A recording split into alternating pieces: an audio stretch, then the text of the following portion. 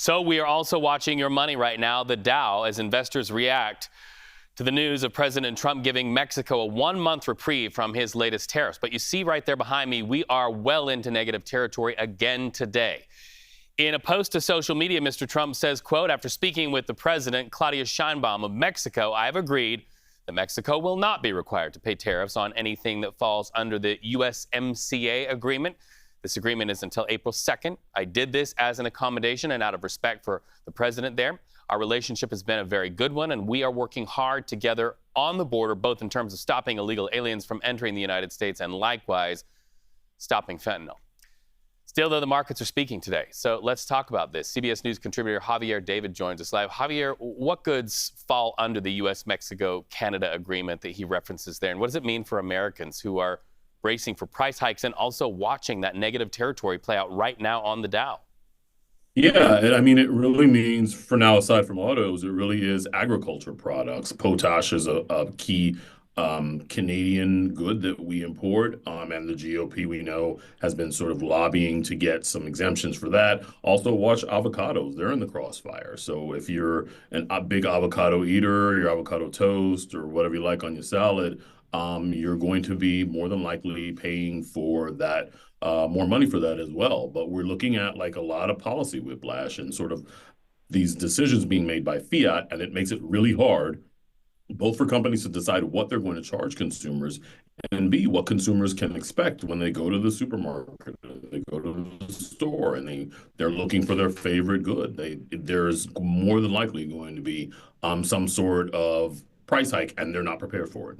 Well, you mentioned avocados. There's a San Francisco touchstone to that. Today, reporting out of the Bay Area, Guacamole One restaurant shooting from $13 to almost $17 for a bowl about this big for our viewers to see. So we are seeing the ripple effects already. Mr. Trump has maintained, though, that tariffs really give him leverage for bargaining. But the question is, will that leverage work in the bargaining? What is the impact on Americans, especially those of us watching our 401ks, while he really rolls the dice on whether this tariff leverage will work? And look, we all sort of presume that leverage is what he was seeking, but when the tariffs actually got implemented, that unnerved markets, it unnerved consumers, it unnerved companies.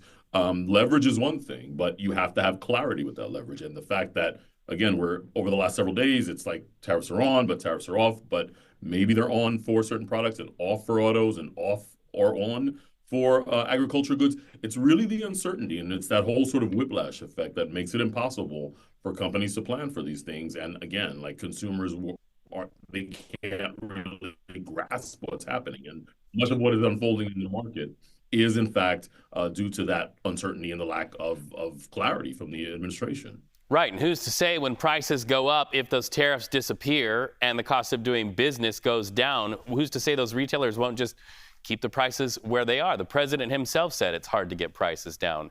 So let's talk about layoffs. As Elon Musk, he really takes a sledgehammer, a knife to the federal government structure. Now we're starting to see the fallout. What can you tell us about that from your perspective? Yeah, we had some data this morning that also sort of further unnerved markets. There was a surge in layoffs. Challenger Gray is a closely followed indicator.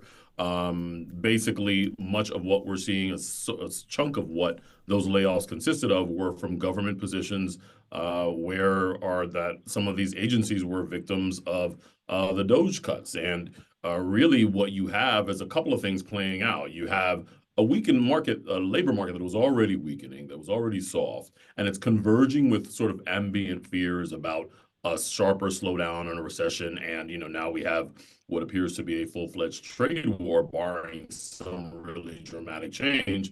You have a labor market that was already sort of leaning toward weakness. It's going to get weaker, and now you have massive cuts. So this is not a good thing for the administration, because 100 days or less than 100 days in, or really 2 months in, you're getting headlines about massive cuts, and this will start to be reflected in the jobs data. And one of those reports we'll get on Friday. Well, it's great to talk to you, and we are looking live right now at the big board as we continue to see markets wobble in response. Thank you so much for that conversation.